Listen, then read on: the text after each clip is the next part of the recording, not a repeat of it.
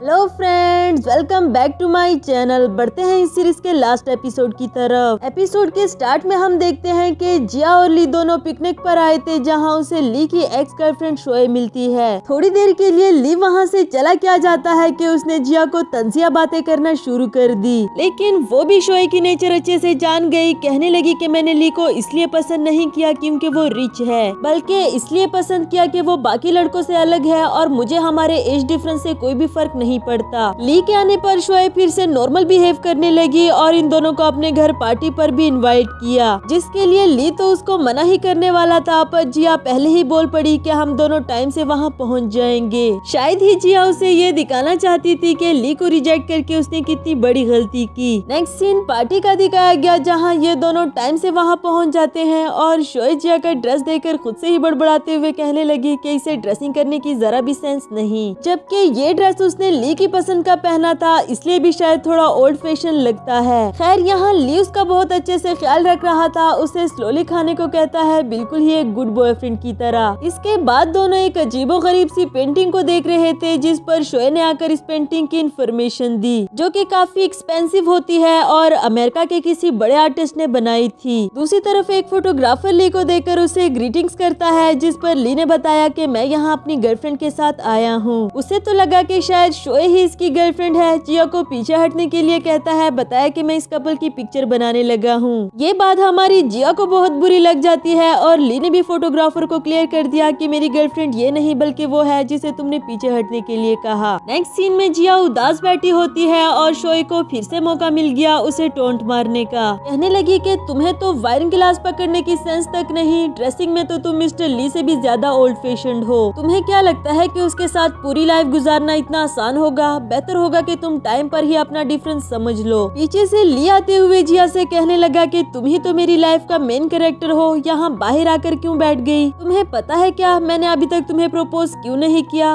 क्योंकि मुझे लगता है कि तुम इतनी ब्रेव हो, इतनी काइंड, इतनी परफेक्ट, जबकि मैं एक बोरिंग ओल्ड फैशन्ड इंसान हूँ। कभी कभी तो मुझे लगता है कि मैं तुम्हें डिजर्व भी नहीं करता, लेकिन ऊपर वाले ने मुझे तुमसे मिला दिया। जिया को तो उसकी बातों का यकीन ही नहीं आ रहा था और ली ने उसे ये कहकर शादी के लिए प्रपोज कर दिया कि मैंने पूरी दुनिया देख ली और पूरी दुनिया में मैंने तुम्हें अपना लाइफ पार्टनर सेलेक्ट किया, और अगर मैंने तुम्हें अपना लाइफ पार्टनर सेलेक्ट कर लिया है तो समझ जाओ कि तुम इस पूरी दुनिया के सबसे बेस्ट लड़की हो। मैं अपनी सारी जिंदगी तुम्हारे साथ गुजारना चाहता हूँ, क्या तुम मेरी दुल्हन बनोगी? उसकी इतनी प्यारी प्यारी बातों से तो हमारी जिया भी इमोशनल हो गई और उससे शादी करने के लिए राजी हो जाती है। अगली सुबह हम देखते हैं कि जिया ली को अपनी मॉम से मिलाने के लिए लेकर आती है और वो भी मिस्टर हैंडसम बनकर काफी अच्छे से तैयार हो गया था, लेकिन बेचारे के साथ रास्ते में ही एक क्यूट सा एक्सीडेंट हो जाता है, जिसकी वजह से उसे नॉर्मल ड्रेसिंग करके ही अपनी सासू माँ से मिलने के लिए आना पड़ा। वो तो इसे देखते साथ ही अपना ब्लॉक हुआ टॉयलेट साफ करने के लिए कहती है। जिया को तो काफी ज्यादा गुस्सा आया, लेकिन ली को इसे कुछ ज्यादा फर्क नहीं पड़ा, क्योंकि मॉम को वो नॉर्मल सा लोफर लड़का लग रहा था। कहती है कि इसकी तो कोई परमानेंट सैलरी भी नहीं होगी, तो भला ये तुम्हारा खर्चा कैसे उठाएगा? ली अपना काम खत्म करके आंटी के पास आकर बैठ जाता है, तो दूसरी तरफ बाहर से एक आंटी आते हुए कहने लगी कि वहाँ गाड़ी किसकी खड़ी है? कम से कम बंदा साइड पर तो पार्क कर देता है। अब तुम्हारे पास फिरारी है तो इसका मतलब ये तो नहीं कि जहाँ दिल चाहे वहाँ पर खड़ी कर दो। फिरारी का नाम सुनकर तो जिया की मॉम की आंखें भी खुल गई। कहने लगी कि तुम्हारी हिम्मत कैसी हुई मेरे होने वाले दामाद से इस तरह बात करने की? उन्हें डांट डपट कर भेज देती है। इधर ली अपनी मर्जी से कुकिंग करने के लिए जाने लगा, इन्हें कुछ टाइम एक साथ स्पेंड करने का कहकर। अब मॉम को ना उन दोनों के एज डिफरेंस से फर्क पड़ रहा था, ना किसी और चीज से। सिर्फ ये जानने के बाद के लिए जिया का एक्सपेंस उठा सकता है, जबकि जिया बोली कि मॉम वो अमीर है, मैंने इसलिए उसको पसंद नहीं किया, बल्कि मैं वाकई ही उसे प्यार करती हूँ। खैर मॉम को इसे क्या लेना देना, वो तो इन दोनों की शादी के लिए राजी थी। साथ ही उसे एक कार्ड भी पकड़ा दिया, जिसमें उन्होंने जिया की शादी के लिए पैसे जमा करके रखे थे। वहाँ से वापस आते हुए जिया काफी ज्यादा खुश हो रही थी, क्योंकि फाइनली वो कल ली की मॉम से मिलने के लिए जाने वाली है। अगली सुबह ली उसे अपनी मॉम से मिलाने के लिए लेकर आया था, उनको ये बता करके मैं इससे शादी करने वाला हूँ। और उसकी मॉम इन दोनों की शादी से राजी नहीं थी, क्योंकि उनको लगता है कि जिया नए जमाने की एक समझदार लड़की है, भला वो ली से शादी क्यों करने लगी? यकीनन इसके पीछे जिया का कोई न कोई मकसद तो जरूर होगा। ली उनकी बातें सुनकर जिया को वहाँ से ले जाने लगा, पर अचानक से मॉम की तबीयत खराब हो गई। इसके बाद जिया बाहर खड़ी ली का वेट कर रही थी और उसके आने पर पूछने लगी कि आंटी की तबीयत अब कैसी है। वो बोला कि मॉम अब काफी काफी बेटर है, मैंने उनको मेडिसिन भी ला दी, लेकिन वो पहले से ही हार्ट पेशेंट है, मैं नहीं चाहता कि उनकी तबीयत मजीद बिगड़ जाए, इसलिए मैं तुमसे शादी नहीं कर सकता, हम दोनों का रिलेशनशिप यहीं पर खत्म होता है। ये कहकर ली वहाँ से चला गया और हमारी जिया को समझ नहीं आ रही थी कि आखिर ली उसके साथ ऐसा कैसे कर सकता है। लीना उसे कहती है कि ऐसे परेशान होने का क्या फायदा, तुम भी उसके पास जाकर उसकी ये रिंग उसके मुंह पर मार दो। उसकी बात सुनकर जिया भी ली के पास जाती है, रिंग वापस करते हुए कहने लगी कि ये रही तुम्हारी रिंग। ली बोला कि इसे दूर कहीं जाकर फेंक दो, जिस तरह मैंने तुम्हारी दी हुई रिंग फेंक दी। इसी के साथ उसके मुंह पर दरवाजा बंद कर देता है। लेकिन अभी भी हमारी जिया को लग रहा था कि ली झूठ बोल रहा है, उससे सच उगलवाने के लिए काफी सारी नाकाम कोशिशें करती हैं। आखिरी कोशिश उसकी ये थी कि हयून को उसके सामने अपना न्यू बॉयफ्रेंड बनाकर पेश कर दिया, जिस पर ली ने उसे कांग्रेचुलेशंस कहा।